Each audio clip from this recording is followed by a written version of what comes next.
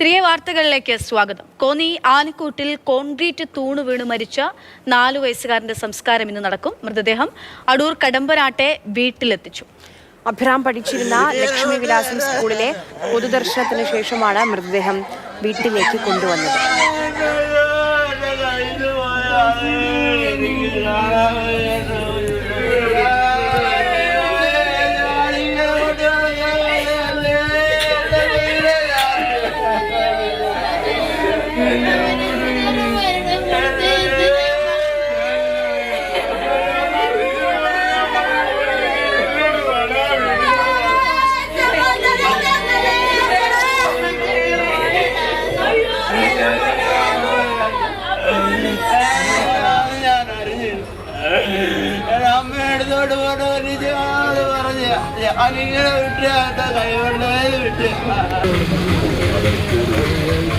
അഭിലാലാണ് അവിടെ നിന്ന് ചേരുന്നത്. അഭിലാൽ, നമ്മുടെ ഉള്ളിൽ പോലും തീരാ വേദനയാണ്.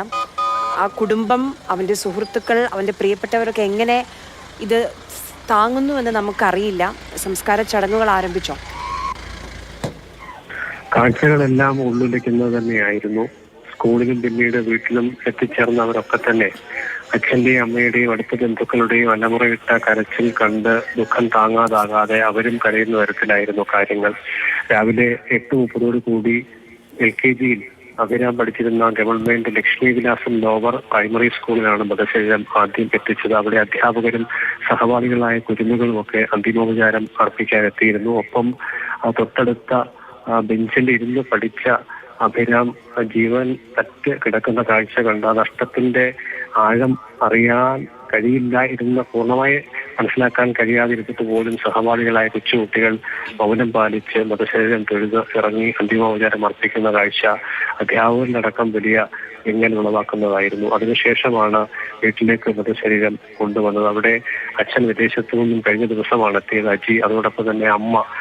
ഇരുവരും അലമുറയിട്ട് കരയുന്ന കാഴ്ചയായിരുന്നു അവിടെ കാണാൻ സാധിച്ചത്. ബന്ധുക്കളൊക്കെ കൂടി വലിയ കൂട്ടക്കരച്ചിലാണ് വീട്ടിൽ ഉണ്ടായത്. അവിടുത്തെ ജനപ്രതിനിധി കൂടിയായ ചിറ്റയം ഗോപകുമാർ, ഡെപ്യൂട്ടി സ്പീക്കർ അടക്കം ജനപ്രതിനിധികളും നാട്ടുകാരായ മറ്റ് 100 ആളുകളും അന്തിമോപചാരം അർപ്പിക്കാൻ എത്തിയിരുന്നു. 2 മണിക്കൂർ സമയം കൂടി പൊതുദർശനത്തിനുണ്ട്. അതിനുശേഷം 12:45 കൂടി അന്ത്യകർമ്മങ്ങൾ ആരംഭിക്കും. 1 മണിക്ക് വീട്ടുവളപ്പിൽ ആയിരിക്കും മൃതശരീരം സംസ്കരിക്കുക.